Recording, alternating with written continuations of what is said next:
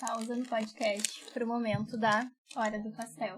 Olha aí, ó, começando mais um episódio do Jovem Pod, de um jeito diferente hoje, inusitado, e que a gente gostou muito por aqui. Hoje tem um super spoiler de quem vai estar aqui com a gente. E quero dar as boas-vindas, vocês sabem que Jovem Pod, podcast do CDL Jovem de Sapiranga, é um lugar de conhecer histórias reais de empreendedores próximos aqui, lugar de muitas trocas, muitos aprendizados. Para quem ainda não me conhece, sou a Bruna Ledur, coordenadora de comunicação da CDL Jovem de Sapiranga, e aqui para compor a mesa comigo, o Paulo. Eu já apresento o nosso convidado aí. Então tá, muito prazer falar com todos aí. Acho que a gente tava brincando aqui antes de começar as gravações. Hoje tem vários jargões, né? O episódio mais saboroso, o episódio que a gente vai mais experimentar o empreendedorismo. E eu gostei dessa tendência, de que todos que vêm agora tem que trazer comida aí. Sensacional. Bom, pessoal, eu sou o Paulo, estou coordenador do CDL Jovem aqui de Sapiranga. Mais uma vez é um prazer estar aqui com a Bruna, gravando mais um episódio. Tenho certeza que hoje vai ser outra aula de empreendedorismo que a gente vai aprender, liderança, comunicação, assertividade nos negócios. Então, seja muito bem-vindo, Giovanni, proprietário, CEO da Hora do Pastel, uma das maiores redes de franquias de pastel do mundo. Fast food de pastéis do mundo. Isso. Nossa. Aí, cara. Muito obrigado pelo convite, uma grande alegria, ainda mais pro CDL Jovem, né? Então, pra gente, não só jovens estão assistindo, com certeza, então é sempre bom a gente estar compartilhando insights e aprendendo também em conjunto. Isso aí. Para começar, então, nosso bate-papo, a gente tem muito para falar sobre livros, sobre empreendedorismo também. Mas vamos conhecer um pouco do Giovanni, contar um pouquinho da tua história, como é que foi esse período jovem, quando é que tu descobriu que tu tinha aptidão para liderança, para empreendedorismo e como é que isso foi sendo construído aí ao longo da tua jornada. Legal, então eu sou natural de uma cidade no interior do Rio Grande do Sul chamada Bom Princípio, uma cidadezinha pequena. E lá muito cedo, né, por necessidade, por precisar sair de casa, eu saí de casa com 11 anos de idade, em busca de um futuro melhor, né, de poder colocar dinheiro para dentro de casa, ajudar a família. E como minha mãe nos criou sozinho, né, então somos 3 irmãos por parte de mãe, e em busca de desafios, e eu encontrei isso numa fazenda. Lá eu plantava, colhia figo, amora. Mas eu gosto de dizer o que eu mais aprendi lá foi o valor do esforço, da dedicação e da disciplina, porque não era fácil, você tá longe de casa, cada 2 semanas podia voltar para casa, e lá com 14 anos de idade, então dos meus 11, 12 até os 14, foi essa experiência, eu tive uma grande oportunidade que eu podia ir junto pro Ceasa descarregar caminhão de madrugada.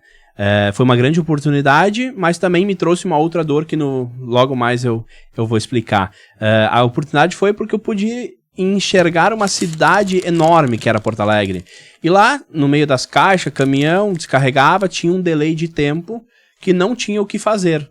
E tinha que esperar chegar outras mercadorias para carregar de volta e voltar. E eu via muita fruta indo fora. Fruta boa, com pequenas avarias, indo pro lixo. E eu comecei a separar algumas, cortar a parte ruim, colocar no potinho e vender na volta. E depois de alguns meses, estava vendendo na volta do Ceasa inteiro. E funcionou, foi super bom, foi minha primeira experiência, assim, de fato, na área de vendas. Algo totalmente sem planejamento, totalmente espontâneo. Mas foi o que me fez criar um caixa. Na época eu ganhava 25 centavos a hora.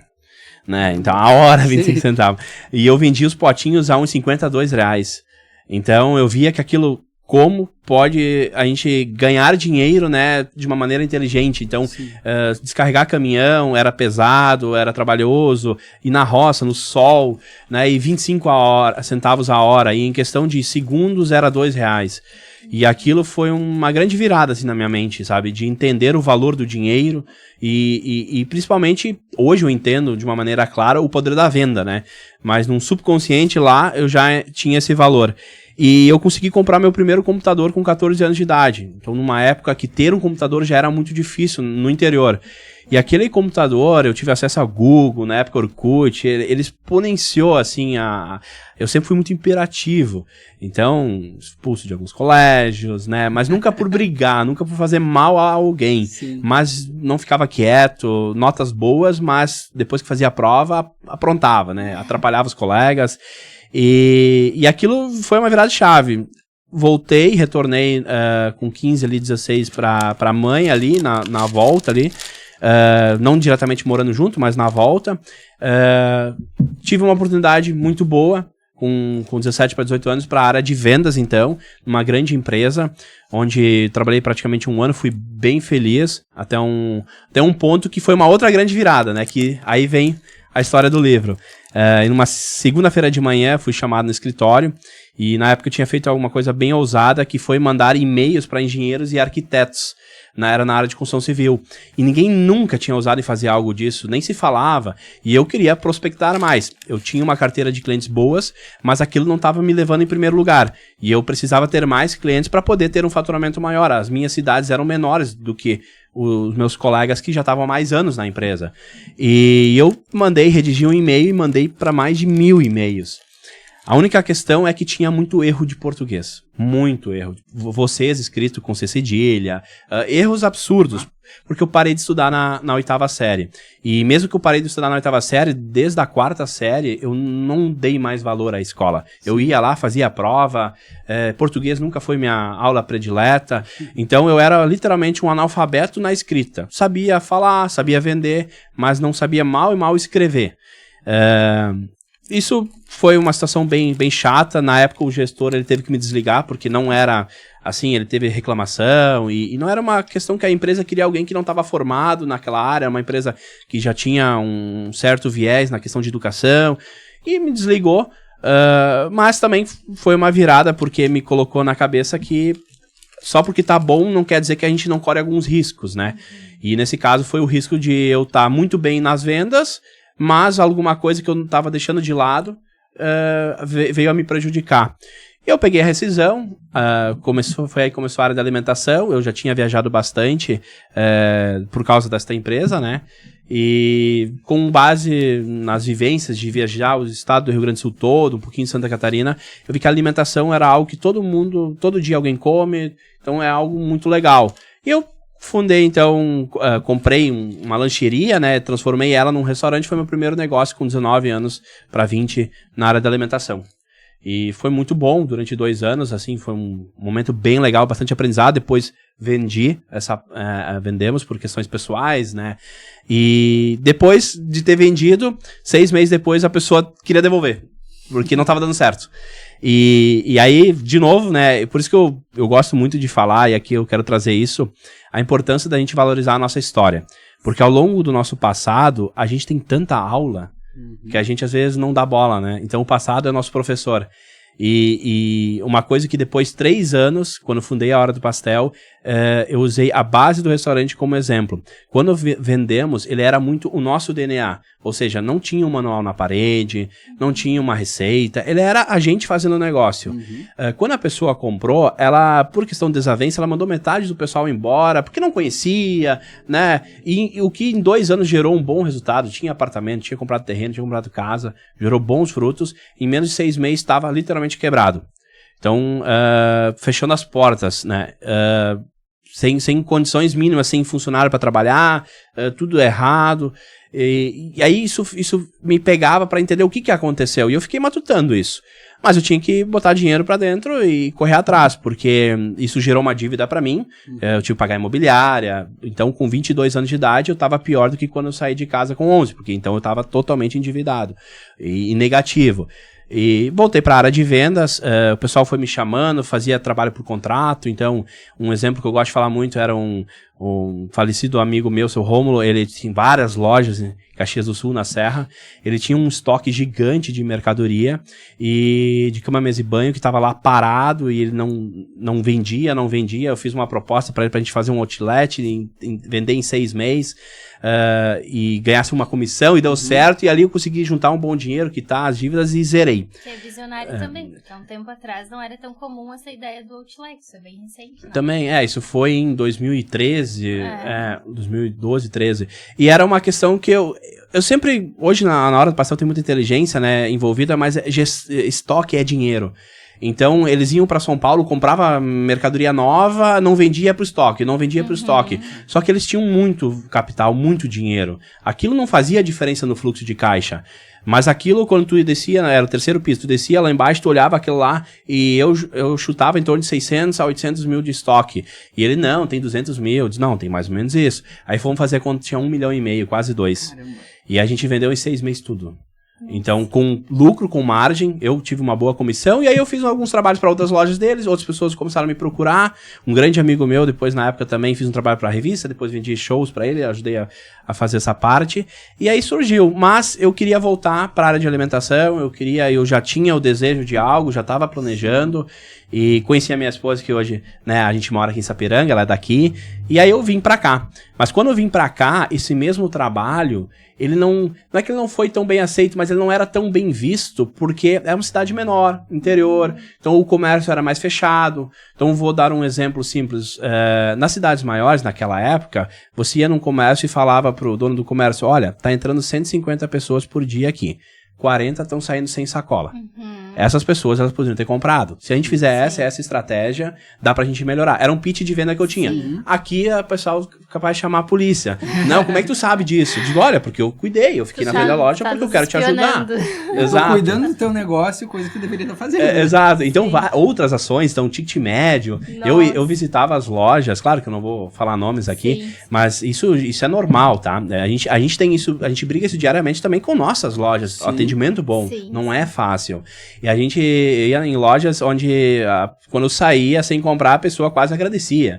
Era absurdo, assim. E eu cheguei pra minha esposa e disse, olha, aqui eu vou morrer de fome, porque o pessoal não dá bola, o pessoal parece que tá com a vida ganha. Eu preciso... Comecei a trabalhar, então consegui um trabalho muito legal junto com a TNT de Porto Alegre, dentro da Beira-Rio. Mas já com a proposta de trabalhar no máximo 1 ano pra poder abrir a Hora do Pastel. Já tinha ideia, mas eu queria criar um pequeno caixa. E foi legal, assim, a gente iniciou a Hora do Pastel com muito pouco, né, com 4 mil reais. Esse foi o investimento que a gente fez. E disso a gente vai construindo e foi construindo onde a gente está hoje.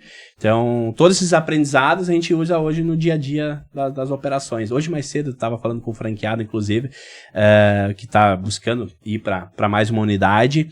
E eu disse, o primeiro passo, a gente tem alguns meses já que a gente identificou que tem um pouquinho de estoque a mais, vamos zerar isso, que isso é fluxo de caixa, vamos aumentar teu caixa. Então, são experiências lá de trás. E é o que eu carrego, o que eu digo pro pessoal, né? Valorizar o passado. O nosso passado ensina muito. Às vezes a gente olha só pros outros. Mas olha pro nosso passado, os desafios que a gente teve, o quanto que a gente tem para nos ensinar. Daí veio a pandemia, que ensinou bastante, a gente teve empresas outra empresa que a gente teve que fechar por causa da pandemia, muita inadimplência, não nos pagaram. A gente teve que pagar os fornecedores, mas o pessoal não nos pagou. E faz parte. E aí veio as enchentes, enfim... Então a gente passou por tudo isso e hoje estamos aí, né? Continuando crescendo. Não, me chamou muita atenção quando tu começou a contar toda a trajetória de aos meus 19 anos, eu pensei, cara, mas já dá um livro só até os 19 anos, de sair da loja, de trabalhar da Ceasa, de ver oportunidade de negócio, de fazer vendas. Então é toda essa jornada que com certeza é bem enriquecedora pra ti, né? Com quantos anos tu abriu a Hora do Pastel? A Hora do Pastel eu tô com 30 vou fazer 32 em agosto, abrimos em maio, fez 6 anos. Tinha 24 para 25, mas o projeto é 23. 23 quando eu comecei. 23 para 24 o esboço. Uma coisa legal, quando a gente fala em projeto, eu tive acesso a um projeto de verdade, como ele funciona, né? Com os parágrafos, com o detalhamento, há uns 4 anos atrás. Mas desde os meus 19, eu sempre botei tudo no papel que eu queria. E sempre com meta. Eu nunca consegui, eu sempre tive facilidade de olhar o futuro, eu tive dificuldade de viver o presente no passado. Eu sempre olhava, lá na frente vai ser assim, assim, assim. Então eu tive que me disciplinar e buscar, né, suporte pra olhar o presente também, né? Então, mas sempre prever o futuro, a gente precisa pensar como é que vai ser daqui 1 ano, 2. E isso é um diferencial. Então, desde os 2 primeiros anos da Hora do Pastel, a gente tinha tudo claro e a gente bateu cada meta que tava lá. Até porque de ter claro... Tu tem um porquê, tu tem um motivo pra fazer acontecer. Né? Aí tu tocou em 2 pontos bem importantes, né? Que pro empreendedor é fundamental, né? Planejamento e disciplina. Então, muitas vezes o pessoal começa a correr, mas pra onde é que tu tá indo? Ah, não sei. E o Já diz o velho ditado aquele, pra quem não sabe pra onde vai, qualquer caminho serve. Qualquer caminho serve. E o planejamento não é, assim, pra falar pro pessoal, não precisa ser aquela coisa linda, maravilhosa. A minha letra era feia, era horrível, e eu tinha tudo nos garanchos lá, e eu sabia o que estava escrito, e foi o que fez a gente ir crescendo. Então, o planejamento é botar no papel e ter o mapa. E não precisa ser um mapa tecnológico. Claro que na medida que a empresa vai crescendo, hoje a gente tem tecnologias que poucas franqueadoras no Brasil têm. E a gente não tem o tamanho delas, mas a gente quer ter o tamanho delas. Sim. Então, pra gente chegar mais rápido, a gente tá se capacitando antes. Que esse é um grande segredo, assim, um insight. Se capacitar, não esperar acontecer. Se você quer ser igual um peixe grande, você tem que aprender a nadar como um peixe grande antes de ser... Sabe, o pessoal às vezes quer ser, mas não quer passar pelas dores. E tem bastante dores, o crescimento sempre vai ter dor. Que nem na academia, né? Academia... Tudo, não adianta, né, Giovanni?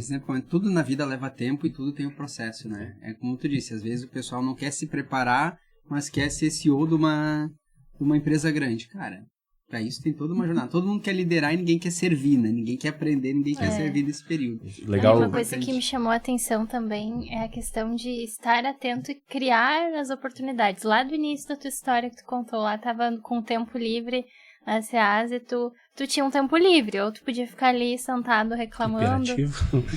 Mas tu olhou e pensou no entorno, né? Tu poderia ter encontrado N motivos para não fazer ou para reclamar.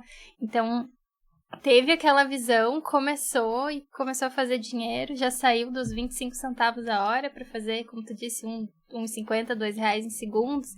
Então, isso tudo é questão de atitude, né? Atitude, ação. Falou de servir, né? A nossa missão, ela é servir, aí tem um ponto. Porque servir pra mim, pro nosso time, é a base de tudo.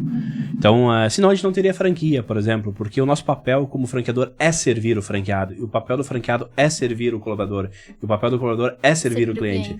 Então, e aí depois criando boas memórias e transformando vidas. Então, a gente pegar desde pessoas que eram gerentes meus, que hoje são franqueados e estão indo pra segunda unidade, desde pessoas que nunca sequer queriam trabalhar na alimentação, mas estão lá trabalhando e mudaram a vida delas. Então, desde transformar a vida de franqueados como vida de colaboradores, porque a gente tem nosso Academy também, que a gente vai fomentando. Agora, no segundo semestre, vai entrar um curso de educação financeira. Então, tudo vem de informações. A gente identificou que nos últimos anos, muito do turnover vem não por não querer trabalhar, mas porque querer a rescisão para justamente pegar um seguro e aumentar a sua fonte de ideia. A pessoa sai da empresa, vai para trabalhar frio em algum lugar, né? E aí esse lugar depois ela pede emprego de volta, porque acabou o seguro. Sim, e isso é por quê? Porque ela tá mal administrando o capital dela. Então a gente também olha para isso. Então a gente está investindo também na educação do colaborador nesse sentido também, né? Não impondo, mas trazendo soluções. Olha, em vez de você gastar tanto, quem sabe tem uma alternativa dessas. Enfim, educação mesmo financeira. Fora os nossos manuais internos, né? Isso é a parte. Isso é um ponto muito importante. Eu vejo que todo líder hoje ele precisa entender o papel dele de educador e de treinador também. Tem uma frase no livro: pessoas a gente constrói, números a gente gera. As pessoas falam de gestão de pessoas. Verdade, mas é construir. Porque não dá para esperar que a pessoa venha pronta. Tu pode contratar a melhor pessoa de uma empresa, ela vai vir pra tua empresa, ela vai vir com muitas ideias, mas tu tem que passar a tua cultura, o teu know-how, o teu DNA, senão essa pessoa não vai conseguir entrosar e deslanchar. E é que nem um time de futebol, né? Se o treinador não conseguir passar a visão do time, tu pode pegar o melhor jogador, ele não vai dar certo. Exato, se ele não estiver engajado, né? Isso aí. E vamos começar então a contar um pouquinho da trajetória da Hora do Pastel agora, como é que surgiu, como é que iniciou esse modelo de negócio. Gostaria de ouvir de ti, hein? E por que pastel? Enquanto isso eu vou saboreando mais um. Eu quero mais um também. Então, comida, né, como eu coloquei, é algo que eu já enxergava como um baita mercado. Tive a experiência, e uma experiência onde mostrou que podia, no futuro, ser melhor. Então, a ideia do pastel eu levei por ter um oceano azul, né? Na época, aqui e na região, tinha 3, 4 pastelarias só, e eram tradicionais de muitos anos. A maioria tinha 10, 15 sabores, né? Nós já arrancamos com quase 50 sabores. E demorava 1h30 para chegar, 2. Eram bons, né? Ainda existem, né? Mas era um perfil um pouquinho diferente. Né? E olhava como um modelo de negócio, os caras estão sempre na mesma há muitos anos, será que os caras estão ganhando dinheiro? O que pode ser diferente para dar dinheiro, né? Porque o dinheiro, o lucro, e aí vem o LVO, que é uma filosofia que a gente usa na rede, pra mim é a base de tudo. Se uma empresa não tiver lucro, ela não vai sustentar. Não tem como pagar um salário melhor, não tem como treinar melhor, não tem como, enfim, não tem como investir. E então o primeiro modelo, ele já foi desenhado com uma base para ter 35% de lucro, o que não é impossível, mas ele foi desenhado para isso porque eu achava que podia. Então o primeiro protótipo foi isso. Depois eu descobri que o ideal seria em torno de 15 a 25, e aí teria variáveis, e aí eu fui apertando até chegar nos 30, porque daí eu sabia que eu ia ter que abrir mão de uma parte, porque uma franquia ia pagar royalties, então vai dar um pouco menos. E hoje a gente tem uma média de 18, 20, temos casos de 30% de resultado. Então, assim, na rede. Mas ela nasceu com esse propósito de, primeiro lugar, trazer um produto diferente para a região, tanto que depois abriu várias pastelarias, o que é legal. Hoje, a maioria já fechou, porque é uma febre, né? O pessoal pega, mas o que sustenta as que ficam abertas? Eu digo, tem processo, tem produto, a gestão. Então, o pastel é um dos produtos mais consumidos, diria que talvez até mais que pizza, porque cada esquina tem um pastel. Mas como é que a gente conseguiu se destacar e hoje ser uma das maiores do Brasil, nascendo, né, se a gente olhar na ponta do Rio Grande do Sul, né, aqui no Rio Grande do Sul, na ponta do Brasil, onde não tem um polo muito forte de franquia, é uma coisa que eu cobro bastante o pessoal, meus amigos aqui na volta, digo, olha, temos que trazer evento para franquia, tem muita empresa boa aqui que podia ser franquia, e aqui não tem, né, inclusive amanhã à noite eu vou viajar, vou para São Paulo, ficar uma semana lá treinando, depois tem a ABF também, porque para cá não tem, é muito carente, né, então foi moldada para isso. Então, desde a segunda unidade, claro, com desafios, né? Não adianta a gente achar, foi um projeto e tudo funcionou. Teve desafios, né? Quando a gente abriu a terceira, veio a pandemia, então a gente já teve que mudar muita coisa de novo. Bastante, assim, dores no processo. 2020, 21, 22 foi bem desafiador. Na questão de os insumos subiram muito. Teve em 2019, se eu não me engano, a greve dos caminhoneiros, se eu não me engano. Então, combustíveis, eu me lembro que eu tinha na época um Gol, aí eu peguei tudo que tinha bombona, nós pegamos gasolina, daí depois não podia mais. Eu acho que se explodia o Gol, explodia a cidade, porque tinha muita gasolina para os motoboys ter combustível para entregar. Né? Aí veio a pandemia, a gente fez de acordo com algumas fábricas de queijo, compramos a produção de 2 meses para garantir, para não faltar para nós. Depois eu acabei tendo que emprestar, e com muita satisfação, para o pessoal aqui na volta, que não tinha queijos, iam fechar o negócio deles, a pizzaria eu emprestei, porque eu tinha estoque. Então, a pandemia ela foi uma grande escola para os negócios, porque de um lado você não podia botar toda a margem, porque você tinha que acertar ali, porque o pessoal também estava sem receber, estava meio assim, mas de outro lado o insumo subiu, então era bem apertado, mas tinha que sobreviver. Na questão de negócios, né? E toda a questão pessoal, né? Porque eu tive pessoas que eu perdi na pandemia, pessoas queridas, colaboradores perderam pessoas, né? A gente na equipe não perdeu ninguém, mas muitas pessoas próximas. Então foi um desafio emocional. De um lado, na época, em torno de 60 pessoas, mais ou menos, eu acho que eram empregadas indiretamente, e que tu não podia fazer, não podia deixá-los na mão, né? Sim. Então foi bem desafiador, assim. Uma das empresas que eu tinha na época, ela fornecia mercadoria e matéria-prima para a Hora do Pastel e para outros comércios. E muitos desses comércios não sobreviveram e não pagaram. E aí eu contraí uma dívida nessa empresa e até hoje eu pago por mês para eliminar. Foi fechada essa empresa depois, porque muita inadimplência. Foi mais um aprendizado, ou seja, até na hora de vender tem que cuidar como tu vende. Então, assim, o pastel, ele é à vista, né? A pessoa, o cartão de crédito, ela paga o cartão, mas tu recebe à vista. Mas a indústria não, né? A indústria tinha 21, 28, 35 dias. E muitos desses negócios quebraram por não conseguir, realmente quebraram, enfim. E às vezes o fornecedor, eles deixam por último, não dão bola, enfim. Mas nós tínhamos compromisso com o fornecedor, então a gente teve que renegociar, foi bem desafiador. Eu gosto de trazer essa história para o pessoal não achar que é uma linha reta, né? Então a gente completou... eu falei 6, mas são 7 anos, né? A gente completou 7 anos, mas não foi uma linha assim, começamos aqui, deu tudo certo, nossa, que maravilha. Muitos altos e baixos, desafios, renegociação. A Hora do Pastel, a marca em si, não. Ela sempre se manteve, conseguiu crescendo, mas a empresa em torno disso, os bastidores, a franqueadora, daí veio a enchente, perdemos algumas lojas, enfim, tivemos que ajudar os franqueados a recolocar. Mas é assim, claro que nós gostaríamos de não ter vivido isto, mas o que nos trouxe de ensinamento nos fortaleceu muito pro que vem pela frente, sabe? Desafios sempre vão ter. E a Hora do Pastel, ela já nasceu desde o início com essa ideia de ser uma franqueadora? Ou como é que foi isso? Foi sendo construído conforme foram surgindo oportunidades ou uma visão nova de mercado que tu teve? Isso. O primeiro projeto previa 3 lojas em 5 anos. A gente teve 3 em 1 ano e meio, 2. Então, por isso que a importância de um projeto. Quando você tem um projeto, você tem um planejamento, aquela meta, se ela tiver... Porque 3 lojas em 5 anos não é nada difícil, né? Então, se tu tiver planejamento e tal, tu consegue distorcer o tempo. Que é uma coisa que eu falo, intensidade no tempo, que distorce, né? Quanto mais intensidade, mais planejado, mais redondinho tiver, mais rápido tu conquista. Então, sim, já nasceu com esse propósito, mas ainda não 100% como franquia. Mas talvez como uma segunda loja, né? Ou um sócio operador, era nessa ideia. Mas tinha a ideia de ter 3 horas do pastel. Na época era Sapiranga, Campo Bom e Novo Hamburgo. Essa era a minha meta em 5 anos. Sim. Então, em 5 anos, a gente atingiu mais de 10. Então, conseguimos mais de 10 de uma maneira sólida. E com desafios também aí no meio, porque a própria pandemia, né? A gente teve franqueado que perdeu tudo, não tinha nem como tocar a loja, perdeu pessoas da família, a gente teve que comprar a loja, reorganizar, foi bem desafiador. E quantos anos virou franquia? Ou desde 1 ano e... definitivo 1 ano e 6 meses, mais ou menos, né? Do projeto inicial até uns 3 anos, né? Mas operando, né, de fato, validando 1 ano e pouco.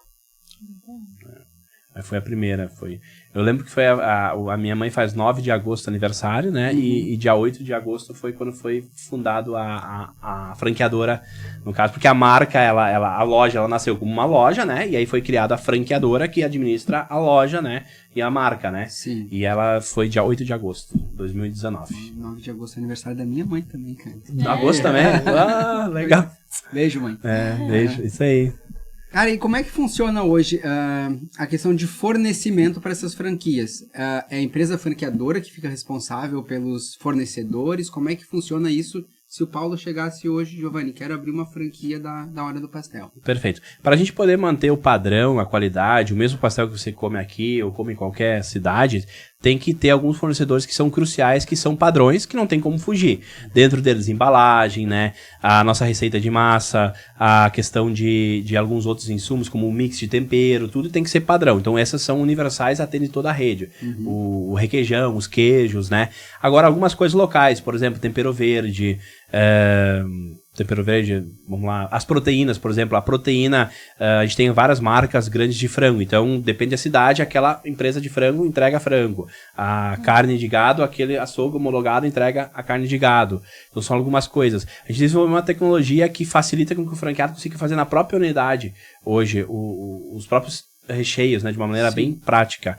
E fica homologado e a gente rastreia e tem todo o histórico. Então tem importação no sistema, se tiver algum recalque, é muito difícil, mas a gente é informado. Então os fornecedores que a gente tem como homologado, como franqueadora, a gente tem uma pessoa de suporte para se tiver qualquer problema. Os locais, a gente tem o nosso operacional de suporte se dá algum problema, mas ele é local. Geralmente o franqueado resolve com ele localmente, que é o caso de uma fruteira, por exemplo, que vai entregar o brócolis, cenoura, tempero verde. Sim. Mas é impossível ter problema. Teve uma época que faltou brócolis, aí o brócolis do nada subiu o dobro de preço, que eu me lembro agora, né? Que eu me lembro que foi aberto um chamado perguntando o que fazer que não tem brócolis, me lembro disso.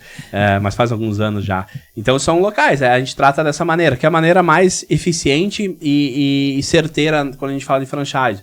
Né, para poder ser um CMV baixo, né? A gente na área de alimentação tem um CMV abaixo de 30%. Para franquia, a média é 33, 35 grandes marcas. E a gente tem hoje 30% de CMV. Tem loja que bate 26%. Então, assim, para alimentação e franquia é um número muito bom. Muito bom. A gente tem um custo de mão de obra muito acessível, então, para o franqueado. Então, a gente tem lojas que faturam 100, 120 com 5 pessoas. Então, eu sempre digo, eu nunca sou contra empregar pessoas, pelo contrário. Mas se você empregar de forma burra, você não tem uma empresa que prospera.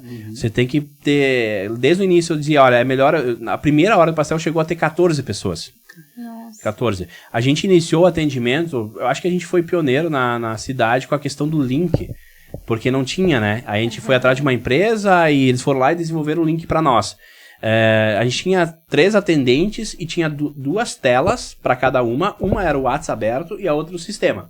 Aí a pessoa conversava no WhatsApp e ia pro sistema. E aí eu monitorava aquilo e disse, cara, a gente perde muito tempo, tem muito erro. Porque a pessoa escreve assim, quero 2 pastel de carne, aí e queijo.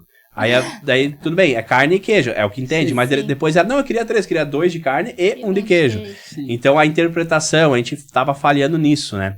Sim. E aí, eu disse, não, vamos ter que melhorar, porque é um processo. Aí eu sempre dizia, é melhor ter um pouco menos de pessoas na loja e ter mais lojas e mais pessoas empregadas do que processos ineficientes. E a gente foi evoluindo, então, hoje tudo é rastreado, nós temos o DRE em tempo real das lojas, a gente tem IA agora trazendo para dentro para questões de compra, questões de estoque, dados, informações, assim, bem nesse sentido. Então, para o franqueado é uma ferramenta, é uma Ferrari na mão. Sim. Então, a gente, agora, mas toda pessoa que comprar a franquia vai prosperar, e aí vem a outra parte, precisa de uma pessoa, um CPF forte.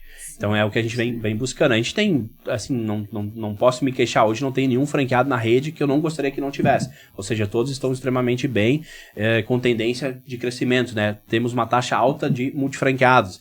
Assinamos o contrato essa semana com mais um multifranqueado. Então, ele começou com 1 unidade, 1 ano e meio, e agora está indo para a 2ª unidade. Temos outro com 8. Temos outros com 2 também, outros com 2 também indo. Então, o que faz a pessoa virar multifranqueado? É porque o primeiro ano e o segundo foi bom, né? Retornou capital e eles entendem que onde é que eu vou colocar o dinheiro. É o que eu digo pro pessoal, não só para Hora do Pastel, mas qualquer franquia boa. Sim. É um bom investimento. Mas não pode esquecer que você é dono daquela marca naquela cidade. Sim. Ela sozinha não vai te trazer resultado. Mas se você tiver a habilidade de lidar com pessoas, o resto é barbada, quando a franquia é boa. Sim. Então, esse é o nosso desafio sempre, que a gente sempre está trazendo para dentro mentores e workshops para formar pessoas, né? A gente formar a mentalidade boa do franqueado, para ele pegar o lucro e não só guardar no banco, mas reinvestir, planeja uma viagem, né? Dar um próximo passo para não é acumular riqueza no sentido de dinheiro. Sim. É acumular riqueza no sentido de viver a vida. Sim. É o que eu trago pro pessoal. Porque a gente passou uma fase, 1 ano e pouco, eu tinha um franqueado assim, Giovanni, tudo complicado, não sei, mas qual é o problema? Não sei, ele trocou de carro e a vida dele mudou, da água pro vinho. Ele tava muito assim, não queria trocar de carro, mas tinha um bom capital lá. Disse, cara, faz um consórcio aqui, quando contemplar tu troca, tu nem vai ver, e trocou, e feliz da vida, assim. Daí depois ele não trocou o carro, foi lá e comprou outra loja. Mas ele já tava agora por uns 3 anos eu vou com esse carro aqui. Sim. E foi lá e comprou outra loja. Tipo, juntou um capital de novo e pegou outra loja. Então é muito disso, sabe? Eu digo pro pessoal, às vezes a Hora do Pastel, ela não foi feita para todo mundo. E a gente diz muito não. O primeiro contrato que a gente começou a negociar, eu disse não para a pessoa com todo o respeito, porque a pessoa queria trazer só dinheiro. Sim. Ela queria ser master franqueada em São Paulo. Mas ela tinha muito capital, muito dinheiro. Do eu dizer não. Mas ela tinha uma postura muito de que o dinheiro faz tudo. E não é assim. Precisa entender o servir. As pessoas, o servir. O dinheiro, ele compra acessos, compra coisas, mas se você não estiver disposto a servir, ele não vai funcionar. E a gente disse, não, e agora a gente está numa negociação grande de novo, mas é um perfil diferente já. Sim. Então, é uma coisa que quando negocia a franquia, nós temos o comercial, mas antes de bater o martelo, tem que sentar frente a frente comigo. Teve um casal que eu falei para eles tinham todo o capital de investimento, eu falei para eles, gente, não vai dar pra gente fechar, porque vocês têm uma criança de 8 anos, o dia a dia de vocês não vão conseguir dedicar para a escola, para o negócio. A criança de vocês já tem uma dificuldade em conseguir cuidar, né? Vamos dizer assim, tem uns desafios de vocês. E não é só colocar o capital, se vocês não vão trabalhar, tem que formar um gerente, tem que dar atenção para esse gerente. Aí vai dar certo. A gente tem uma grande vantagem que o ponto de equilíbrio é baixo. Mas mesmo assim, se você não operar a unidade, se não tiver um gestor lá operando, não vai dar certo. Deixar na mão do cobrador. Tem que ter a gestão, né? Tem que ter a gestão. Mas que é simplificado. Para falar um pouquinho sobre 2 pilares que eu vi que tu destacou super importante, que é pessoas e processos. Como foi organizar tudo isso? Eu sou muito metódico, né? Tipo assim, eu gosto das coisas certinho. 2 mais 2 é 4. Embora não seja, porque dependendo como tu conta, pode ser 3,5. Enfim, 2 mais 2 é 4. Eu aprendi isso faz uns 3 anos numa palestra, que uma pessoa, a Raquel, ela do Grupo Acelerador Empresarial, subiu no palco. Vocês acham que 2 mais 2 é 4, mas não é. Porque no dinheiro não é, né? Porque 2 mais 2 aqui agora, se deixar parado, pode ser 3,8 ou... Enfim, mas brincando, trazendo isso, eu gosto muito de poder ter previsibilidade. Então, ter um DRE claro facilita para que eu olhe como é que está meu franqueado a longo prazo. E isso é processo. Eu poder replicar o mesmo pastel em várias cidades é importante porque aí eu mantenho o padrão. A gente vende hoje uma média de 8 mil pastéis por dia. Nós temos uma meta para não atingir, que é o quê? 10 reclamações é tolerável no Instagram. É o que pode ter. Pô, mas 10 reclamações, Giovanni? Sim, de 8 mil pastéis. Então, mas por que tem isso? Porque se eu não tivesse pelo menos o mínimo aceitável, e aí alguns empresários eles pecam, porque eles acham, não, meu produto é perfeito e eu nunca vou errar. E esse é o primeiro erro, porque a gente vai errar. Quando a gente vender 100 mil pastéis por dia, eu vou ter que aumentar essa meta para talvez 100, porque vai acontecer. A gente não acorda de manhã, eu não acordo de manhã, ligo pro franqueado, ou junto com a equipe a gente planeja, vamos errar com aquele cliente. A gente não faz isso. Só que vai acontecer em algum momento. Mas a gente tem que estar preparado para resolver o problema, porque a gente trabalha com alimentação, é um momento de alegria para o cliente. A gente nunca pede comida no sentido de vou me prever para de noite. Não, a gente está com fome e a gente quer comer. É uma questão de investimento que a pessoa faz para o bem-estar dela. Então, a entrega ser rápida, o produto chegar certinho, quentinho, é um desafio. E só com o processo. Então, o processo é fundamental. Legal, eu tenho tudo mapeado. A gente tem até cor do gabarito que o pastel tem que sair da fritadeira. A gente tem controle, assim, a gente é bem rigoroso. Tem controles, a consultoria de campo, ela leva de 30 a 40 minutos, depois que ela termina, é criado um plano de ação para resolver todas as possibilidades, e tem uma enciclopédia inteira do o porquê, o que foi avaliado, né? Como é o certo, o porquê de fazer e como fazer. Mas tudo de uma maneira automática, né? Cada caso, então, automático, eu digo, né? Tem o nosso operacional automático para o franqueado. O franqueado recebe o consultor na loja dele, o consultor vai gerar uma nota, com base na nota tem alguns caminhos. Graças a Deus a gente não precisou interditar nenhuma loja até hoje. Mas tem pequenos ajustes, às vezes é um quadro que passou o tempo, ele desgastou, mas a pessoa está no dia a dia e não enxerga, aí tem que ir lá ajeitar. Às vezes é um colaborador novo que entrou, e aqui vai uma dica, quem tem negócio, não negligencie os primeiros dias de contrato de experiência. E não estou falando do contrato em si, eu digo da capacidade que você tem de passar teu know-how para o colaborador.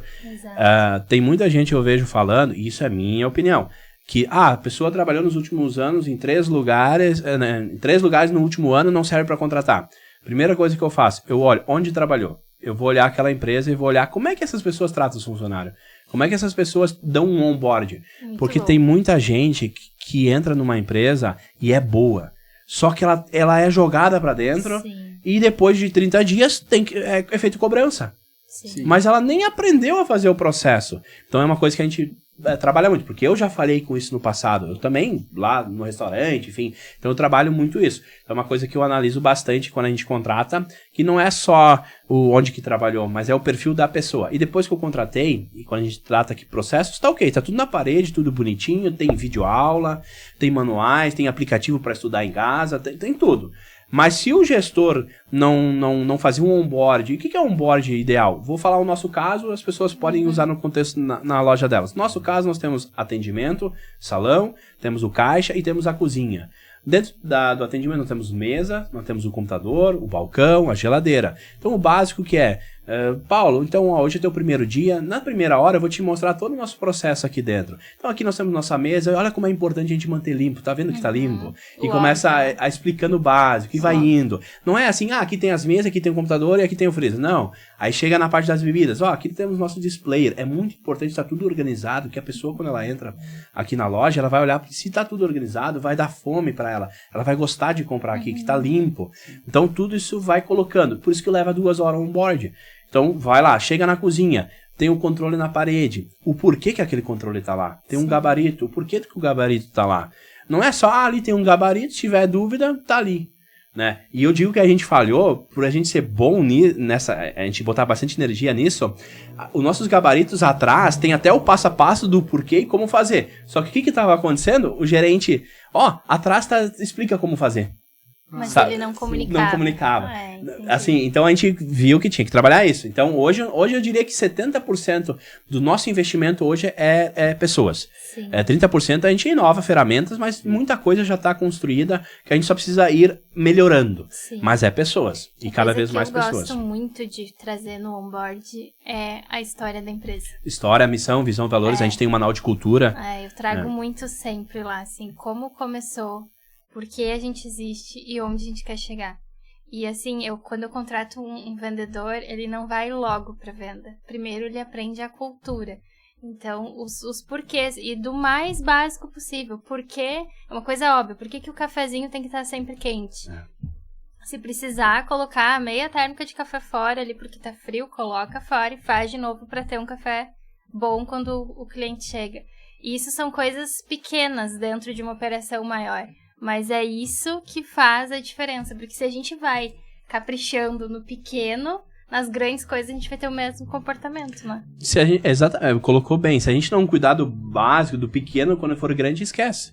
Às vezes a gente quer ser grande, ok, a gente tem que sonhar grande. Mas se a gente não cuidar do pequeno, é que nem se tu não cuidar de 1 centavo, como é que tu vai cuidar de R$1? Exatamente. Sabe? Então, mas aí quando eu falo isso também não é que tu não pode doar, tu não pode fazer uma boa ação. Porque eu não vou doar porque é meu. Não, eu digo cuidar, administrar, fazer aquele 1 centavo virar 2. Sim. Né? Então, cultura é a base. Ela é uma ferramenta para usar, né? Se a gente analisar trazendo pro negócio, a identidade ela é uma ferramenta invisível. Ela sempre tá ali. Ou ela é boa ou ela é ruim. A gente nunca vai pegar uma loja sem cultura. Ou ela é boa ou é ruim. Uhum. E não é fácil. Quando é franquia, é um desafio ainda maior. Porque tem ruídos, aí tu tem um outro dono naquela cidade, e aí tu tem franqueados diferentes, né? Hoje a gente tem advogados, tem economistas, tem pessoas que nunca eram só CLT, tem pessoas que são aposentados, tem pessoas na área de finanças, a gente tem vários perfis. Mas é legal que quando tu coloca eles junto, cada um agrega da sua área e isso faz a marca crescer. E um dos motivos de eu escolher franquia foi isso. Eu aprendi muito cedo que eu aprendi demais com os outros. Em Caxias do Sul, eu acordava de manhã, 5h30, 6, eu ia para um restaurante que tinha lá e tinha o café de manhã. E tava lá sentado o Raul Randão, o Paulo Bellini, algumas vezes, quando eles não estavam brigados. Não, os empresários brincando, né? Mas muitos amigos, o Sense da contabilidade, várias pessoas gigantes. Eu não sentava com eles, eu sentava do lado, pedia meu café e tava ali, tomando café. E aprendia. Aí falava que resolveu um problema com o gerente dessa maneira. Aí falava que resolveu tal problema com... Então, eu sempre gostei e eu aprendi muito disso. E quando eu decidi franquear, era por este motivo. A oportunidade de poder fazer diferente com mais pessoas, mas principalmente aprender. Né? E dentro disso tem uma frase que a gente tem no Manual de Cultura, tá no livro, que é aprender, compreender e compartilhar. Para mim, a vida é isso. Né? Tem um filósofo, me fugiu o nome, mas ele fala que a gente só tá completo quando morre, né? Porque enquanto tá nascendo, tá sempre aprendendo. Sim. E é mais ou menos isso. Então a nossa essência é aprender. Então lá atrás o pastel, eu não era um pasteleiro que virou empresário. Então era uma ideia de negócio e eu tive que aprender a fazer pastel. Depois que eu aprendi, eu tive que entender como é que funcionava para fazer o melhor modelo para poder crescer. E aí eu tive que compartilhar com a minha primeira equipe, né? Na época minha esposa e um funcionário. Tive que ensinar eles o know-how. Depois tive que aprender como é que funciona uma franquia. Aí eu tive que compreender e compartilhar com os franqueados. E assim por diante. Então eu estou indo para São Paulo ficar 5 dias lá estudando para aprender mais assunto, mais coisas para compartilhar com o pessoal e eles com a equipe deles. Então eu acho que a vida é esse ciclo, aprender, compreender e compartilhar. Se a gente só fizer os dois, a gente vai ser obeso de informação. Então, e o mais gratificante é quando tu compartilha. Quando a gente inaugura uma loja, quando o pessoal foi treinado, que tá legal, não digo só em questão de valor, né? Mas é a alegria de tu ouvir o depoimento de, olha, eu jamais pensei que poderia ter um negócio de alimentação porque eu achava que era complicado. Sim. Isso já é uma alegria, né? Ou seja, eu sempre gostei de alimentação, sempre vi que é um mercado bom, mas eu não entendia e eu achava que nunca ia dar certo. E as pessoas estão lá há 3 anos de loja. Então, é muito legal, sabe? Quando tu chega... Ou colaboradores, né? Que você passou know-how e os caras são franqueados teu hoje. Sim. Tipo assim, indo pra segunda loja. Pessoas que eram CLT antes. Então, é muito gratificante, sabe? Mas vem bem o encontro que comentou no início, né? De auxiliar o desenvolvimento das pessoas. E não só desenvolvimento de conhecimento, desenvolvimento econômico, desenvolvimento enquanto pessoa também. Mas isso é muito perceptível na tua fala e vem bem ao encontro também da maneira que eu gosto de gerir os negócios, que é sempre olhar com foco nas pessoas, né? Porque CNPJ é as paredes, as cadeiras, os móveis. Mas quem personifica isso são as pessoas. Então muitas vezes eu falo, é o Giovanni da Hora do Pastel, é a Bruna da Authentic. Então, cara, a gente recebe um sobrenome e a gente tem que zelar e trabalhar para que ele cada vez seja mais próspero e mais desenvolvido, né? E ser humilde para aprender. Eu sento na cadeira para aprender. Eu tô fazendo um curso de oratória agora, de novo. Eu fiz lá no passado. Eu comecei a ser convidado para fazer algumas palestras. E eu fiz a aula. Não, mas tu tá legal. Não, mas eu quero fazer. Eu quero melhorar. Eu quero presença de palco. Eu quero vender a mensagem melhor. Então, ser humilde. Eu falo isso no livro dos meus 20 até meus 25. Eu sou capaz, vou lá e faço. Não, deixa pra mim, eu faço. E conseguia. Mas eu tive que aprender a delegar. Eu tive que aprender a fazer os outros a fazer. Eu tive que aprender a fazer os outros performar. A compartilhar. A compartilhar, E esse foi o divisor de água. Essa é uma grande lição, assim. Quando o empresário, o empreendedor, ele conseguir ter essa capacidade de o que ele tá fazendo, alguém que também conseguir fazer, ele não precisa ter medo de compartilhar o know-how. Sabe, as pessoas às vezes têm medo de falar quanto que lucra. Sim. E a gente tem interno, eu tive essa dificuldade porque eu trago isso para os franqueados para fazer as metas de lucro, não meta de venda. Porque o que importa é o teu lucro. Mas daí o funcionário vai saber quanto que eu ganho. Se ele não saber quanto que tu ganha, ele vai achar que tu ganha o que tu fatura, porque ele não entende o que é lucro. Exatamente. Então a gente começou essa cultura, que aí nasceu muito o LVO. O LVO ele ganhou um nome agora, né? Mas ele já é praticado há muito tempo, que é lucro, vendas e operacional. Aí a gente fundei o LVO Educação, fundamos junto, a gente está iniciando trabalho com o Josué, que é um palestrante, ele inclusive já palestrou no CDL aqui também, José Seibel, um grande amigo meu. Toca o violão muito bem, né? Violão, guitarra, músicas boas, né? Sim. E a gente iniciou e tá com um projeto bem bacana agora. E trazendo essa filosofia, que ele fala muito sobre vendas, né? E aí eu até brincava, né? Que na vida tudo é venda, ele tem a música ideia, mas não é só vender, né? A gente brinca. E uma brincadeira saudável, e é legal, ele tem um depoimento dele aqui, mas eu tive uma experiência há muitos anos atrás no marketing multinível, onde ele, na época, ele me ensinou lá com 17 para 18 anos, uma experiência bem legal, que foi o gatilho para depois entrar na empresa onde eu atuei, porque os treinamentos que eu recebi na empresa me fortaleceram, eu fiz um bom atendimento para uma pessoa que me indicou para a empresa. Sim. Então, enfim, aí tem essa amizade de longa data e a gente está com esse projeto legal que é para compartilhar, trazer cada vez mais, a gente poder atingir as pessoas de uma maneira saudável, viável, porque a gente entende que quanto mais a gente botar para fora, mais a gente aprende. E assim por diante. Cada palestra que eu vou, amanhã você tem que cortar isso aqui porque é gravado, né? Porque amanhã o pessoal não vai entender. Mas, enfim, eu vou estar numa palestra para empresários e eu sei que saindo de lá eu vou ter aprendido tanto. Por mais que eu vou dar a palestra, eu vou sair com mais insight, com mais sangue nos olhos. Quando a gente ensina, a gente reaprende, né? Muito. Cada treinamento de franqueado, hoje eu tenho a equipe que treina, né? Sim. Mas eu participo e cada treinamento de franqueado é uma inovação nova. Sim. Tipo assim, a gente pega alguma coisa nova, a gente tá sempre evoluindo, sabe? E até o quão enriquecedor, né? Porque tu falou, são várias personas diferentes que eu tenho que comandam as franquias. Desde advogado, economista, cara, o quanto isso é enriquecedor pra franquia, né? Pra franqueadora, poxa, de repente tem alguma ideia que eu tô querendo fazer e o cara que é advogado vai me dar uma ideia diferente ou vai me dizer como é que eu tenho que fazer isso de maneira legal, de maneira mais assertiva para não ter nenhum problema depois, ou o economista de repente dá uma ideia legal de contabilizar de uma maneira diferente. Então, o quão enriquecedor é essa pluralidade que tu tem aí na equipe, né?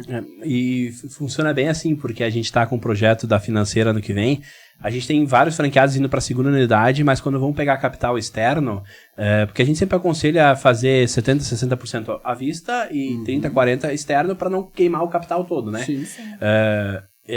A gente tem dificuldade de encontrar um juro bom, ou às vezes pedem muita garantia. Eu passei muito por isso, garantia. E eu fui um empresário que eu apostei muito no patrimônio como empresa, não como pessoa física.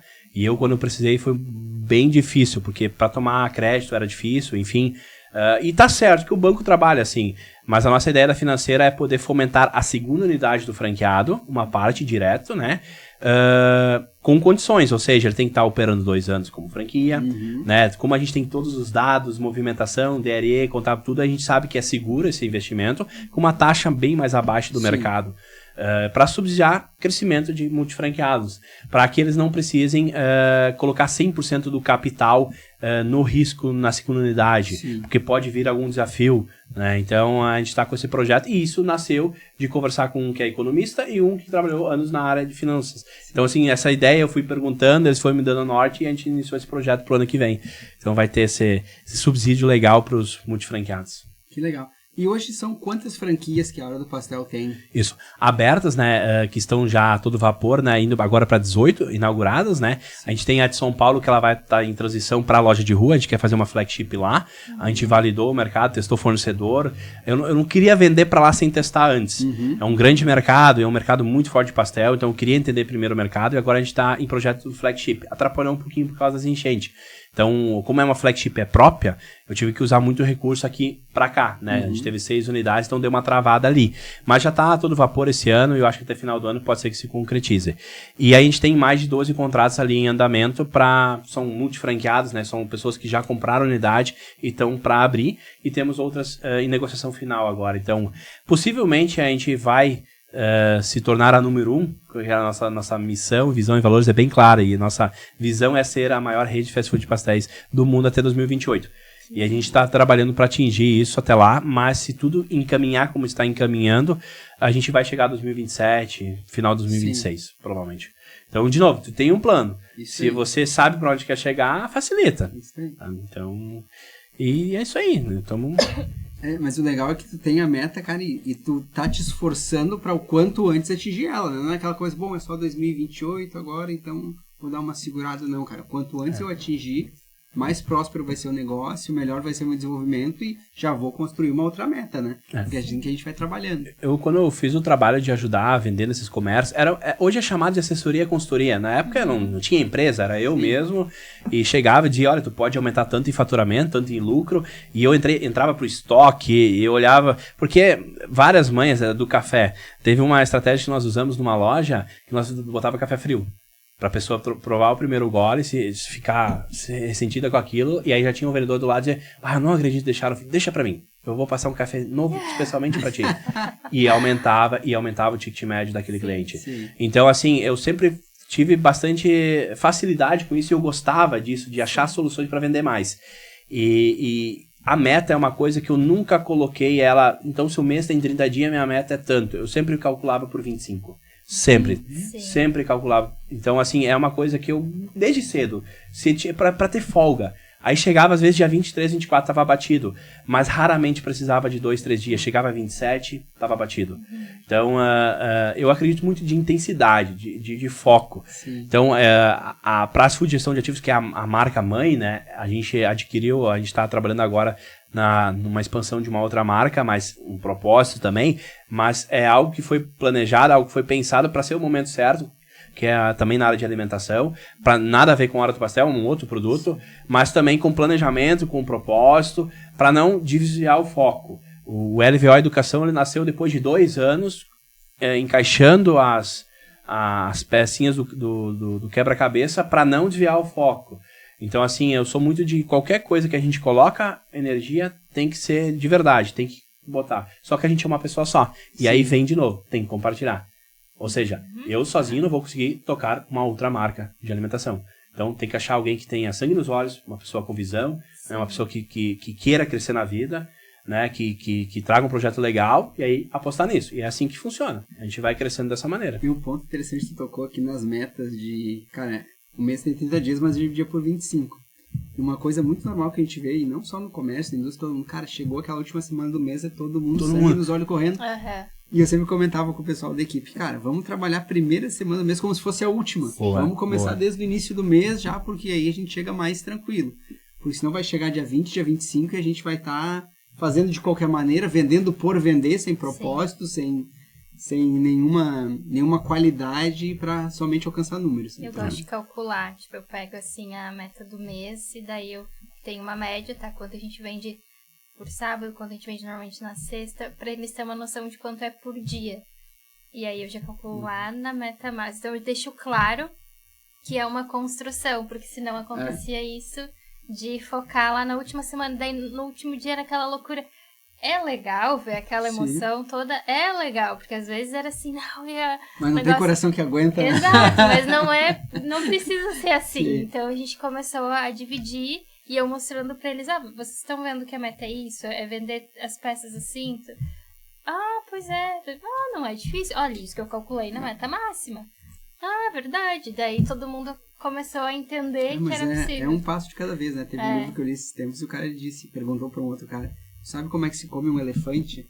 Daí o cara falou, não, um pedaço de cada vez. Cara. Um pedaço de cada vez. E como o pessoal negligencia, né? A gente olhar assim, minha meta é 100 mil. Mas vamos pegar aqui como exemplo. Tá bom, 100 mil é minha meta. E eu atendo 1.000 pessoas, meu ticket médio é 100 reais. Ok. Então, se eu atender 1.000 pessoas no mês, eu tenho isso. Mas essas 1.000 pessoas vão vir da onde? Sim. Quantos delas são clientes novos? Eu tenho uma média de 200 clientes novos. Ok. Então, eu tenho uma média de 200. 800 são pessoas que já são clientes. Desses 800, quantos fazem 2 pedidos no mês? Sei lá, 500. E desses 800, o restante, então 300, faz só um. Ok. Desses 200, quando eles viram clientes, quantos % fazem um novo pedido dentro do mês? Tantos. Eu sei que parece uma conta mirabolante, mas não é. É simples. Sim. Aí você começa a olhar que se você tem 10 clientes a mais além dos 200, se você conseguir convencer das 50 pessoas a comprar mais uma vez dentro do mês, você tem 1.500 pessoas para comprar. Sim. Então, às vezes, as pessoas olham, eu preciso de 1.000 clientes. Sim, mas que tipo de 1.000 clientes? Sim. Quantos dos teus clientes podem comprar uma terceira que compram só 2? Quantos que compram uma que podiam comprar a segunda? Sim. Mas como é que eu faço isso? Aí tem ações que você pode fazer para fazer essa pessoa comprar de novo. E quantos clientes novos você está botando no negócio? Que é uma coisa, a gente tem muita informação, eu brinco, né, que a gente é uma empresa de pastel, mas é muito tecnológico, sempre apostei muito em tecnologia. Então a gente hoje consegue fazer anúncios direcionados com um perfil de acordo de renda, mas não aquilo que o Meta diz, e sim aquele perfil que os nossos clientes falam. Então a gente tem uma inteligência interna hoje de dados que a gente entende qual é a melhor maneira de fazer o anúncio. E com base nisso, por exemplo, se você é impactado 3, 4 vezes com pastel doce e você em nenhum momento interagiu, não comprou, nem nada, a gente começa a enviar um outro tipo de pastel. Tudo bem, o Meta faz isso, o pessoal de agente digital faz isso, legal. Mas mais do que isso, a gente segmenta isso de uma forma que traz o histórico nosso de consumo. E aí a gente consegue ser assertivo nas campanhas. A gente hoje, cada vez mais, tem mais lojas e investe menos em tráfego pago, sendo que o tráfego pago está crescendo o preço. Mas como é que isso? Porque a gente faz o anúncio para quem pode comprar. Sim. Cada vez a gente divide isso. Eu gosto muito de usar isso aqui. Que aí é uma filosofia da Effectus. A Effectus foi uma empresa que a gente criou interna, de inteligência, que hoje faz alguns trabalhos para fora, mas ela atende exclusivamente a hora do pastel, tem uma outra consultoria para fora, que é a inteligência de informação. Então a Effectus, ela cuida toda essa parte e é marketing no digital, não é marketing digital, é marketing no digital, ou seja, não é só um anúncio pago. A gente não olha, uma dica que eu vou dar aqui pro pessoal que atende outros negócios também, principalmente na área de alimentação. Se você é gestor de tráfego pago, na área de alimentação, pare de falar, investiu 1.000 e voltou 4 de ROI, voltou 5 de ROI, porque é intangível. Sim. Porque quando se trata de alimentação, a pessoa vê o anúncio, ela vê 2 vezes durante a manhã, de noite talvez ela não lembre, e ela não vai comprar. Mas no outro dia, ela viu uma outra placa, ela viu um anúncio no iFood, nem viu o anúncio, mas ela viu a marca e ela comprou. Mas ela não teve o registro de compra. Sim. Então o pessoal lá atrás, a gente teve muita dificuldade, porque as pessoas vendiam isso. E eu olhava, tô botando 1.000 e volta 2, tô botando 1.000 e volta 4, se eu fazer R$1.000 em pastel entregar de graça na rua, volta mais.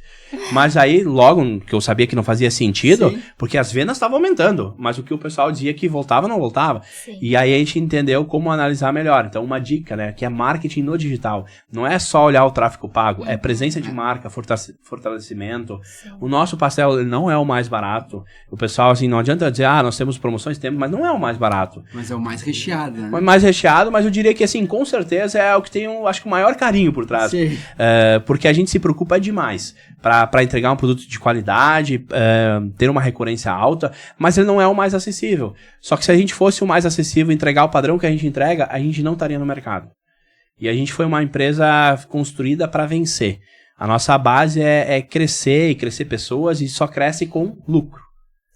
né? Então, aí trazendo, a gente falou das metas, né? Então, não é difícil, o pessoal pode, só que às vezes dá aquele trabalho. Deixa eu olhar para dentro de casa de onde é que tá vindo o meu faturamento. Então, quando a gente lança algum produto novo, se ele é salgado ou doce, a primeira coisa que eu olho é qual é a taxa de doce e de salgado que é vendido.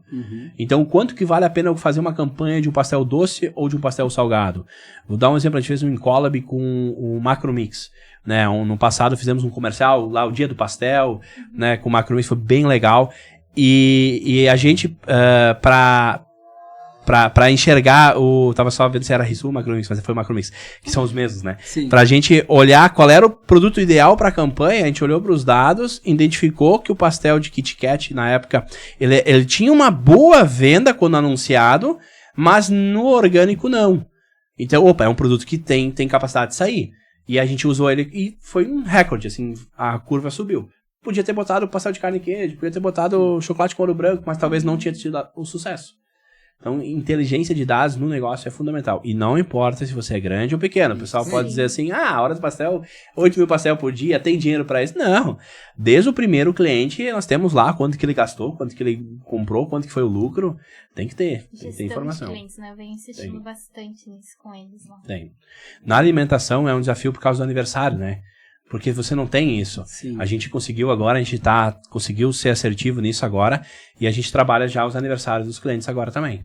Então, porque não tem isso, sabe? É diferente de uma loja que tem um crediário, um cadastro lá. Na área de alimentação é um pouco mais difícil.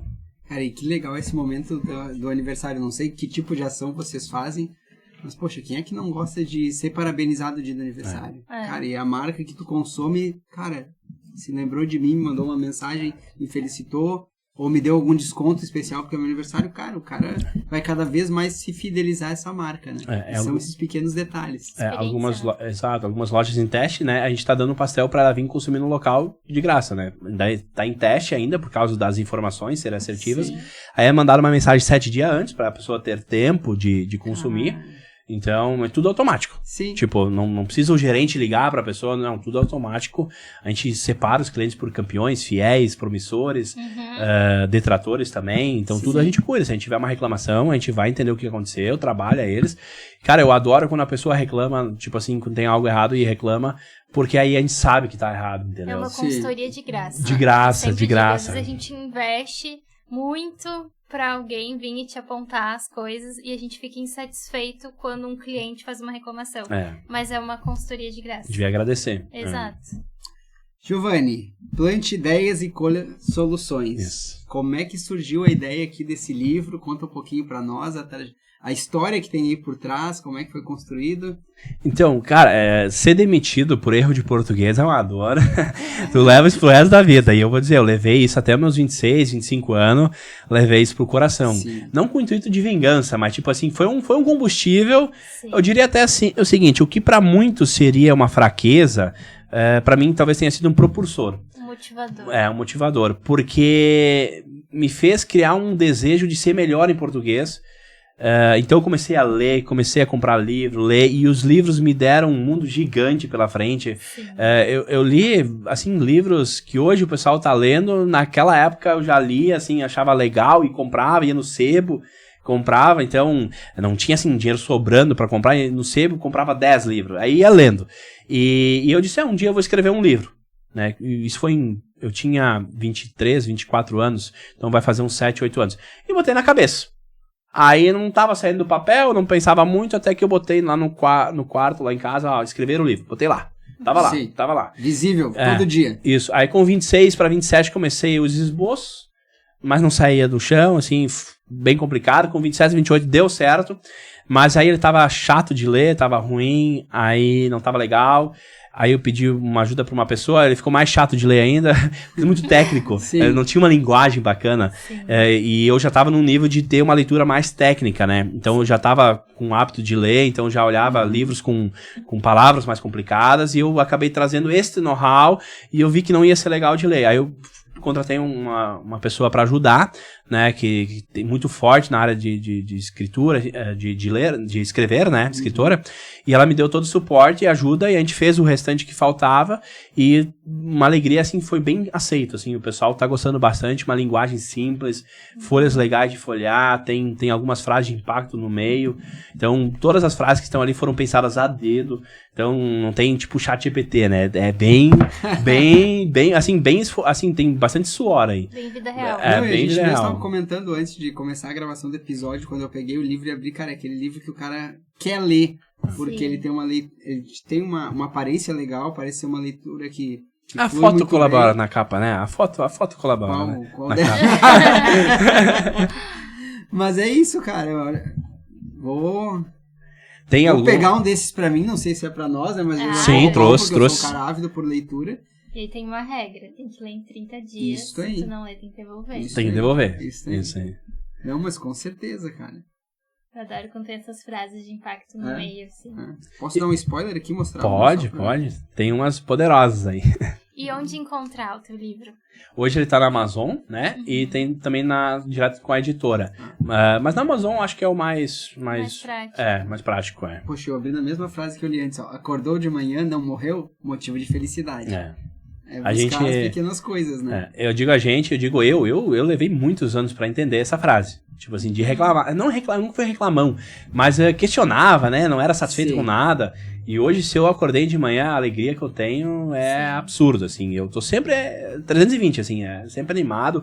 Mesmo nas enchentes, eu tava lá ajudando o pessoal na água, feliz. Não feliz com a Sim. situação, mas feliz de que, cara, vamos lá, nós estamos aqui com condições de poder ajudar alguém. Então vamos fazer, sabe? Então, é importante a gente gostar de estar vivo, em primeiro lugar. Você sabe que eu participo de um treinamento do Mastermind, agora eu tô como apoiador. Eu E aí, fiz Mastermind. O Jadir foi meu instrutor. grande Incrível. pessoa. Tem o depoimento dele aqui. Olha aí, ó.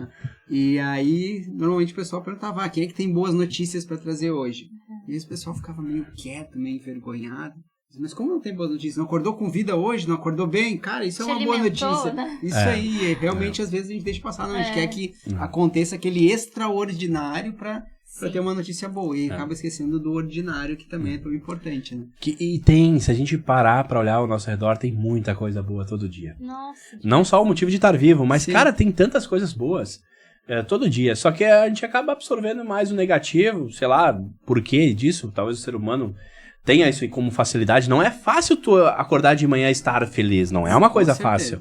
É um desafio. E não adianta dizer, eu tenho o hábito de tomar banho frio de manhã e dizer que eu faço isso com muita vontade. Não, eu faço porque eu aprendi bem cedo que o cérebro ele liga mais rápido. Sim. Então eu acordo 5h30, 5h40, 6 horas quando eu tô na chácara tem o fogão ligado, ou 6 horas quando eu tô no apartamento, enfim, já tô 320, 6 horas já posso acordar o mundo inteiro, né? Então, mas não é que eu sou mais ou menos, não, eu tomo banho frio, 3 minutinhos, tomo banho quente normal e depois 3 minutinhos frio, ele ativa o meu cérebro, pra mim funciona. No inverno também? Também. Eu sou assim, de manhã, a minha rotina de manhã, ela é elétrica, assim. De noite também, enfim, o dia inteiro Mas isso é interessante compartilhar também. A gente falou muito de negócio aqui. E trazendo um pouco lá da nossa primeira pergunta, o que é que tu faz, assim, pra recarregar suas baterias? Ou tu consegue ter também tempo de qualidade na vida pessoal? Sim. Hoje, sim, né? Hoje, o que eu digo assim, a gente ouve muito, que tem que cuidar da vida pessoal e dos negócios, sim. Mas a grande verdade é que não é bem assim tão fácil. Quando você começa um negócio, você é o chefe, o empregado, você é tudo. Então, hoje sim, né? Mas é preciso almejar isso, né? Então, hoje eu tenho uma rotina muito melhor. Há 3 anos atrás, a minha agenda ela era legal, mas era bagunçada. Hoje eu tenho um link, o pessoal marca a hora deles com base na minha agenda e geralmente 2 semanas está lotado. Então, o pessoal tem que marcar 3 semanas antes. Mas eu entro para as reuniões sabendo o que eu preciso fazer. O meu dia a dia, de cada 1 a 2 semanas, a não ser que tenha algum imprevisto, ele tá bem planejado. Isso fez com que eu pudesse ter uma rotina de vida mais saudável.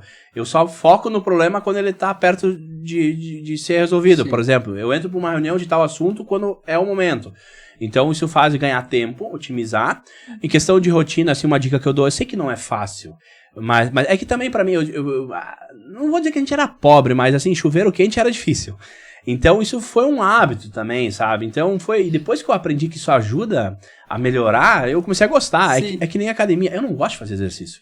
Mas quando eu aprendi que faz bem pra saúde, que o cérebro e fazer esteira faz bem, cara, eu tô viciado nisso. Me faz é muito bom. Mas eu não sou um cara que adora praticar exercício. Então aí vem motivação, ela tem que vir de dentro, mas a disciplina vem do cérebro, é o quanto que tu tem capacidade de burlar o cérebro, eu diria assim, porque não é que ele queira te sabotar, mas ele não quer te botar fora da zona de conforto. Sim. Ele não quer que tu gaste energia, ele quer que tu fique parado, Exato. Pra que eu vou tomar banho gelado? Aí o cérebro começa, cara, mas tá tão bom esse banho quente, tá frio na rua, quem sabe hoje não toma. Não, hoje tem que fazer isso. Mas faz o teste, assim, pega, o pessoal que tá nos ouvindo, né? Vai lá, uma semana, pega a segunda-feira de manhã, toma banho normal, aí 3 minutinhos no frio. Não, vai ficar uns 10 segundos no primeiro momento. Depois fica mais. E vai no frio, começa com o braço, aqui, a nuca, aqui vai. 10 segundos, assim, 1, 2, 3, 4, 5, 6. Vamos xingar bastante Giovanni nos primeiros dias. Mas faz isso por 6 dias. Aí olha o teu resultado na outra semana. Tu começa a gostar disso, e aí vem um problema. Porque esse mesmo que te faz bem, e quando tu começa a gostar disso, o cérebro também... me fugiu o nome agora, mas já viram aquelas piscinas de gelo? Sim. Que é os desafios? Sim. Eu fiz umas 2, 3 vezes não faço, só fiz. Mas é a mesma coisa, depois que tu faz sempre, o cérebro se acostuma com aquilo e não te tira mais da zona de conforto. Uhum. Então tu tem que ir dosando isso, sabe? É a mesma coisa, então o banho frio é uma. E às vezes tu tem que não tomar banho frio e deixar tu ter um dia ruim. Às vezes eu faço isso, eu não tomo e pra ter um dia ruim. Aí chega no final do dia, antes de dormir, tá lá, puta que pariu, eu não tomei banho frio de manhã. Sim. Sabe, assim, eu cria isso, mas isso é com o tempo, não é do dia pra noite. E de manhã, quando tu toma, parece que é a maior satisfação do mundo e tu sabe que já vai ser um dia incrível. Só que tu não sabe como é que vai ser teu dia, mas o teu corpo tá pronto pra isso. É um gatilho, né? Eu vejo que é muito individual também, porque eu já sou totalmente ao contrário. Pra mim, assim, o meu dia flui perfeitamente se eu acordo de manhã e se eu faço meu café da manhã, que eu gosto de picar as frutas bonitinho. Se eu tenho um momento de alto amor, tu dá um susto em ti mesmo. Isso aí. Eu já tenho um momento de alto amor, daí eu leio meu devocional, daí eu escuto louvor, aí aquela coisa toda. Quando eu tenho aquilo ali, nossa, assim, pode vir o desafio que vier, eu tô pronta, tô fortalecida. E aí tem alguns dias também, marquei um compromisso cedo e hoje eu não vou ter essa rotina. Chega no final do dia eu tenho esse pensamento, mas é porque eu não acordei, não piquei as minhas Exatamente. Não, incrível. Assim, é o meu gatilho. É bem como você colocou, é um gatilho de cada um. Por isso não tem uma regra assim, sabe? Tem os coaches que falam, faz isso. Mas não é que é pra usar o contexto, sim, né? Pra mim eu banho frio, mas talvez pra pessoa é que nem as frutas. Outras, leitura de manhã eu até tento, mas pra mim funciona de noite, de verdade. Sim. De manhã não funciona tão bem assim. Então é muito sabe, são gatilhos. Só que eu conheço pessoas que se não ler de manhã, o dia é ruim e não consegue ler de noite. Sim. Porque se ler de noite não consegue dormir. Então é muito relativo, sabe? Mas é legal a gente ter isso, porque motivação, ela vem de dentro, mas a disciplina é o que faz qualquer negócio dar certo, qualquer vida dar certo. Sim. É a disciplina. E para um cara imperativo, né? Disciplina é um desafio. Sim. Quem é imperativo, disciplina é um desafio. Então, é o que eu brigo comigo mesmo nos últimos anos, assim. Hoje tá legal, mas tem muita coisa ainda que a gente tem que disciplinar aí. Mas é muito legal, ao mesmo tempo que tu é inquieto, tu é bem planejador, analítico, hoje, né? sim. Então tem esses dois. Legal. Giovanni deve ser aquele cara que... hoje, né? Mas o Giovanni deve ser aqueles cara que tá aqui parado e pensando no que ele vai resolver, no que ele já vai fazer depois, porque... realmente a corrida que ele tá pensando, planejando, fazendo diferente, fazendo acontecer, impactando. É o DNA do empreendedor, né? O que vai mudar, às vezes, de um pro outro é a intensidade que tá colocando no negócio, sabe? O que me deixa triste, muitas vezes, é muita gente quer empreender, mas ela quer viver algo que ainda... Ela não quer passar dor pra isso, sabe? Sim. E aí eu falo pro pessoal, calma, vai chegar lá. Muita gente me chama no Instagram, pede dica, conselho. Quando dá, eu respondo, né? Mas não é... Teve um que me chamou esses dias. Eu tô com um CMV muito alto, não vai dar jeito, vou fechar meu negócio. Eu fui fazendo pequenos questionamentos. Por que teu CMV tá alto? Porque eu tô pagando muito caro nisso aqui. e tu tem algum fornecedor que te entrega a mesma coisa, a mesma marca mais barata? Ah, nunca olhei. Sabe?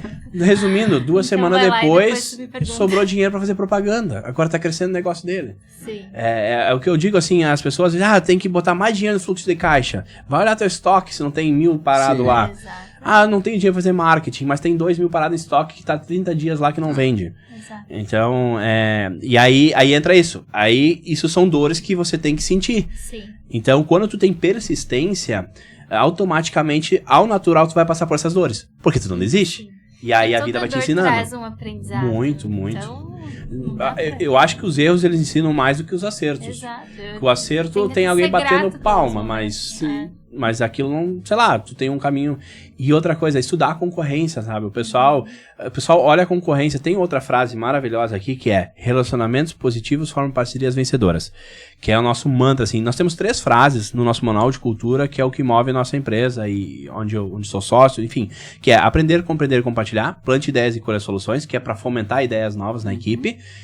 E relacionamentos positivos formam parcerias vencedoras. E aí vem isso, um bom relacionamento é onde? Com meu franqueado, com meu colaborador, com minha esposa, com meu vizinho e com meu concorrente. Entende? Mas como assim? A maioria olha como inimigo, mas não é inimigo. Ele é teu melhor amigo. Por quê? Se ele lançar algo e é bom, tu copia. Se ele lançar algo que não deu certo, tu não copia, tu aprendeu. Não, é verdade. Entende? Então a gente tem que olhar com bons olhos a concorrência. Tem aquela máxima também, quanto mais gente estiver comendo pastel, mais o pastel vai também, ter alta, olhando né? pro pastel, exato. E é assim, a gente teve muito trabalho de falar que o pastel era algo diferente. Porque o pessoal tinha muito com pastel de feira, com pastel de rodoviária. Sim. Então esse foi o nosso desafio. Por isso que hoje, tanto que em todas as cidades que a gente atua, quando a gente chega, a gente faz o trabalho, sempre nasce 1 ou 2 ou 3 concorrentes. E isso é maravilhoso, porque isso faz o meu franqueado ficar mais forte ainda. Sim. Se ele tá sozinho na cidade, e eu já tive casos onde a gente ficou quase 1 ano e meio sem nenhum concorrente. E é difícil fazer o franqueado fazer mais, né? Porque Sim. ele tá tranquilo, não tem ninguém, não tem água no pescoço. Sim. Então isso ajuda. Se a gente não tiver alguém querendo pegar a gente não vai, sabe? A gente precisa ter isso, essa água chegando no pescoço. A gente se motiva a ser sempre melhor. A gente também sente isso às vezes, porque pequenas coisas, tipo, a gente faz o bom dia de um jeito. Aí quando a gente olha, tem várias lojas fazendo bom dia do mesmo jeito. Sim. Eu chego pra eles, vocês estão vendo? Agora é hora da gente evoluir. Então, Exato. É uma régua, sabe? E a gente vê claramente, às vezes, eu digo, não vamos reclamar. Sinal que eles nunca vão copiar alguém que tá fazendo menos. Sempre vão, né, ter como referência. Então, beleza, é hora da gente evoluir. Assim a gente vai crescendo. Senão a gente ia ficar na zona de conforto. É sempre melhor a gente ser copiado que não copiado. Exato. Porque se a gente tá sendo copiado, estamos no caminho certo. Se ninguém tá querendo copiar a gente... Eles estão vendo alguma coisa que a gente não tá vendo, né? Exatamente. É isso aí. Bom, eu acho que hoje a gente já extrapolou todos já, os amanhã mais de 1 hora, né? Olha... Mas assim, satisfação. Viu? Mas é só trazer final. Comida que a conversa flui aí, ó. Fica a dica pros próximos. Acho que tem aquela pergunta final da dica, né? Isso aí, a gente sempre pede, né, Giovanni?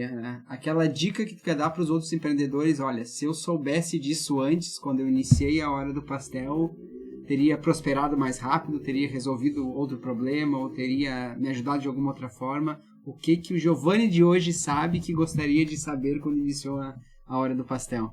Eu acho que o que foi um divisor de água para mim foi muito de começar a olhar para o passado de uma forma realmente de aprendizado, mas para a própria história.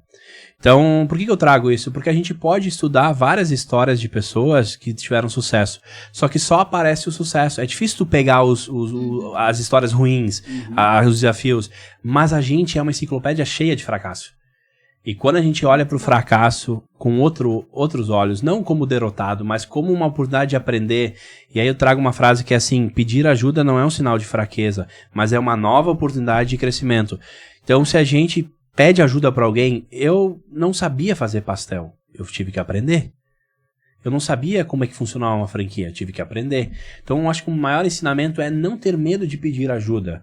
Tem ajudas que você vai ter que pagar, faz parte, mas tem muita ajuda que você consegue de uma forma muito espontânea, sem querer se aproveitar, né? Fazer network, ter uma boa amizade, ter um bom contato, de coração aberto para o aprendizado. Humildade, né? Humildade. E eu vejo que tem muitos empreendedores que são empreendedores não muito humildes, e isso vai sabotando eles. Eles vão aprender, mas vai sabotando. Eu falo com experiência própria. Sim. Eu, até meus 25 anos, eu achei que eu ia ganhar o mundo sozinho. E eu entendi que não. Que são as pessoas que estão ao nosso redor que vai fazer a gente chegar lá na frente. Então, sempre lembrando, né? O líder que sobe num palco, o músico que canta a música, o palestrante que sobe lá, o Giovanni que está aqui sentado, tem uma equipe nos bastidores fazendo o negócio acontecer em conjunto com a mesma cultura. Então, pode ser uma empresa de um funcionário, mas tu tem que ter o fornecedor pensando que tu vai dar certo. Sim. E então, eu trago essas, são mais que uma dica, na verdade, Sim. mas é o que eu acho que se a gente olhar para isso com bons olhos, a gente pode prosperar qualquer negócio, tanto na vida pessoal como nos negócios, né? Sempre vai estar prosperando. Bem, totalmente gratidão pela tua contribuição. Igualmente, Hoje foi pelo convite. uma Foi honra te ouvir. mais uma aula que a gente teve Nossa, aí, né? foi uma Igualmente, aula, assim, igualmente. inspiração mesmo. Eu tenho também no ramo de e-commerce, não é de comida, mas É de quê? é loja de roupa, Roupas. tênis Desafio, e acessórios de skate. Desafio. E assim, nós abrimos 3 lojas em 7 anos. Legal. E foi totalmente- planejado ou foi devagarzinho foi indo? Como é que começou? Era um Vamos fazer sonho. outro podcast Vamos agora. fazer outro podcast, agora eu volto. Vamos trocar de lugar aqui. Foi um sonho, também, Legal. rapidamente aqui falando. Mas foi muito na emoção. A primeira loja a gente abriu e o tá dando tudo certo, aquela questão 1 ano e meio ali. E aí nós vamos abrir a segunda, que a gente abriu a primeira em Estância Velha, mas o sonho era ter uma loja em Novo Hamburgo. E aí surgiu a oportunidade de ter uma sala. No ano da pandemia, a pandemia começou em março, né? Isso. Um mês antes nós já tínhamos aberto CNPJ, comprado, feito tudo. O investimento tinha sido feito. Toda a burocracia para abrir a segunda loja. Então não tinha jeito, a gente não tinha como voltar atrás. E aí a gente abriu a segunda loja na pandemia, iniciamos no fundo de uma galeria. Em novembro daquele ano, na Black Friday, a gente mudou a loja para frente, fomos para um ponto maior. Crescemos, evoluímos. Então a segunda loja faz 5 anos e agora aqui em Sapiranga a gente está há 1 ano e 8 meses mais ou menos. E dentro desse processo todo também aprendendo com muitos desafios. Mas vejo assim que desde sempre uma coisa que a gente sempre acertou muito foi essa visão muito parecida contigo de saber aonde quer chegar, de ter humildade, de buscar aprender e a base de tudo é pessoas. A nossa frase lá é manter as bases fortes, é o que nos faz crescer e evoluir. E a nossa base é as pessoas que estão com a gente. Então vejo que isso assim é o que está fazendo a gente construir. Eu brinco, né? A gente não tá ainda nos dias de glória, a gente ainda tá muito aprendendo, inclusive preciso conversar contigo.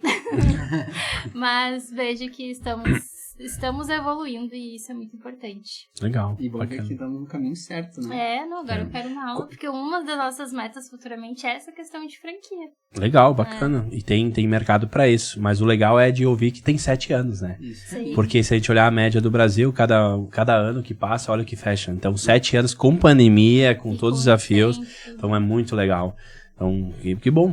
Legal. Legal, obrigada. Então tá, gente. Agradecer mais uma vez aí a audiência de todo mundo. Toda semana, quinta-feira, 19 horas. 19 horas No YouTube, no Spotify, em todas as outras plataformas aí do mundo digital.